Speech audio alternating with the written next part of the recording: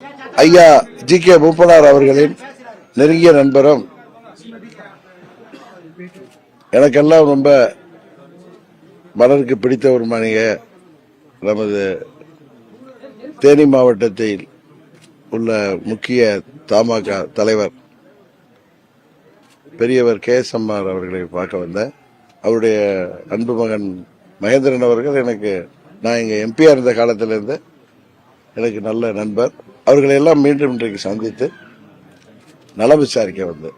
இது அரசியல் சந்திப்புங்கிறதெல்லாம் தாண்டி எனது நட்பை பெரியவரை பார்க்க வந்தேன். நட்பாக அன்னைக்கு ஓராறு பார்த்த மாதிரி அவங்கெல்லாம் என்னுடைய நான் தேனிக்கு வந்த காலத்திலேருந்து என் மேல கூட்டணியில இருந்தாலும் இல்லாத போது என் மேல அன்பாக நட்போடு பழகக்கூடியவர்கள் இப்பொழுது கூட்டணியிலே இருக்காங்க. அதனால ஐயா ஜி.கே. வாசன் வர்றாங்க. அது டூர் சம்பந்தமெல்லாம் வந்து பேசிட்டு அவங்க 4 வர்றதா இருக்காங்க.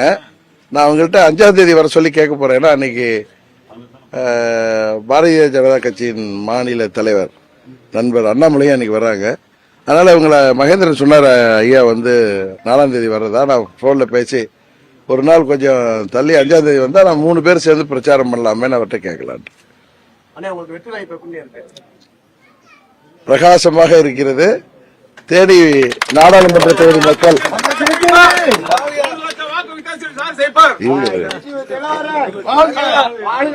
போதுமா?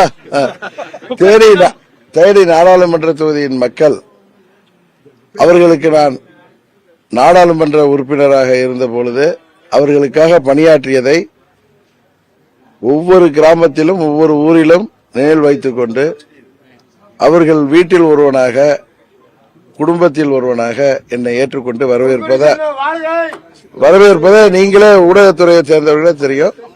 நான் இந்த தேனி மாவட்ட மக்களின் வேட்பாளர். என்னை வெற்றி பெற செய்வது அவர்களுடைய பொறுப்பு. அதை அவர்கள் நிறைவாக செய்வார்கள். 14 வருஷம் வனவாசம் போனவர் அப்படியே போக வேண்டிய அது வந்துட்டார நம்மளால ஒன்னும் பூந்து இந்த மாவட்டத்தில் ஒன்றும் பண்ண முடியலையே அப்படின்னு வருத்தத்தில் உள்ள சொல்லலாம். செஞ்ச 14 வருஷம் சாதனை இன்னும் மக்கள் மத்தியில் அதாவது மக்கள் நான் பேசுறது மக்களை பத்தி, நீங்க மாக்களை பத்தி பேசிட்டு இருக்கீங்க. மக்கள் தேனி மாவட்டத்தில்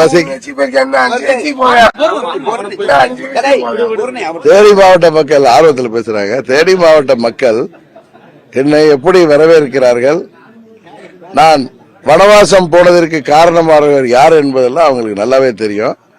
மீண்டும் ஒரு நல்லது ஒரு சந்தர்ப்பத்தில் அவர்களை வேட்பாளராக வந்திருக்கேன். அதனால அவர்களுடைய ஆதரவு எனக்கு உண்டு. என வாக்காளர்கள் என்னை ஏற்றுக்கொண்டிருக்கிறார்கள். நான் மாபெரும் குக்கர் சின்னம் மாபெரும் வெற்றி பெறும்.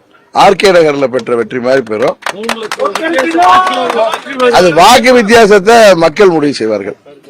கோடிநாயக்கனூர் சுற்றுலா பார்த்தீங்கன்னா மாங்காய் விவசாயிகள் பெரிய பாதிப்புள்ளாயிருக்காங்க.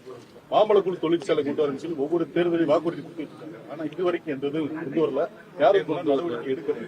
நீங்க அது குறித்து உங்களோட கருத்து நீங்க கொண்டு வர முயற்சி எடுக்கிறீங்க. அதாவது உங்களுக்கு தெரியும், நான் பாராளுமன்ற உறுப்பினராக 99ல இருந்து இருந்தப்ப அம்மா அவர்கள் முதல்வராக இருந்தப்பையும் இந்த தொகுதிக்கு அப்பொழுது பெரியகுளம் நாடாளுமன்ற தொகுதிக்கு என்னெல்லாம் தேவையோ அதெல்லாம் மக்களிடம் கேட்டு பெற்று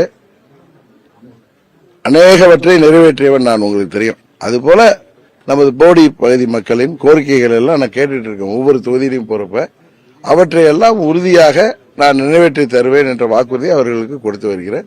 நீங்க சொன்ன மாதிரி மாம்பழக்கூழ் தொழிற்சாலை வேண்டும் என்ற கோரிக்கை உறுதியாக நான் நிறைவேற்றி தருவேன்.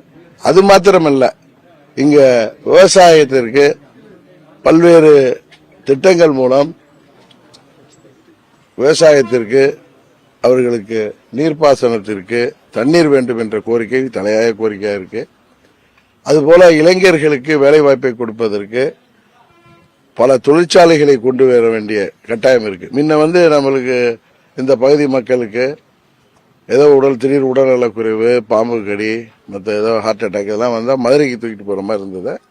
அம்மா அவர்கிட்ட சொல்லி இப்ப நம்ம ஆண்டிப்பட்டியில மருத்துவக் கல்லூரி மருத்துவமனை வந்திருக்கிறதுனால நேற்று நான் கதிர் நரசிங்காபுரம் போறப்ப ஒரு சொன்னார், என் மனைவி அந்த மருத்துவமனைக்கு அழைச்சிட்டு போனதுனாலதான் பாம்பு கடியிலிருந்து தப்பிச்சு இன்னைக்கு உயிரோடு இருக்காங்க, நல்ல மருத்துவம் பண்றாங்கன்னு.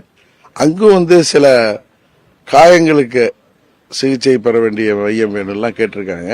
இது போல ஒவ்வொரு பகுதியாக சென்று மக்களுக்கு என்ன தேவை, அந்த பகுதிக்கு என்ன திட்டங்கள் தேவை என்று அந்த பகுதியைச் சேர்ந்த மக்கள், வியாபாரிகள் மற்றும் அந்த பகுதியில் வசிக்கின்ற பெரியவர்கள் அவர்களிடம் கோரிக்கைகள் எல்லாம் கேட்டு பெற்று அதெல்லாம் தேர்தல் அறிக்கையாகவே சொல்லி அவற்றையெல்லாம் உங்களுக்கு தெரியும் 3வது முறையாக பிரதமர் மோடி அவர்கள் தான் வர இருக்கிறாங்க.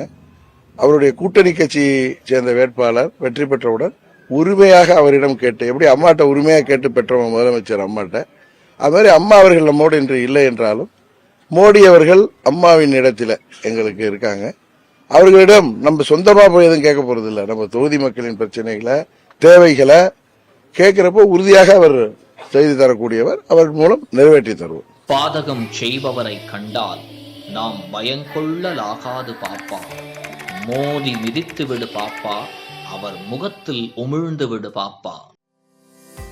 அண்மை செய்திகளை உடனுக்குடன் தெரிந்து கொள்ள இணைந்திருங்கள் இயம்நாடு தொலைக்காட்சியுடன்.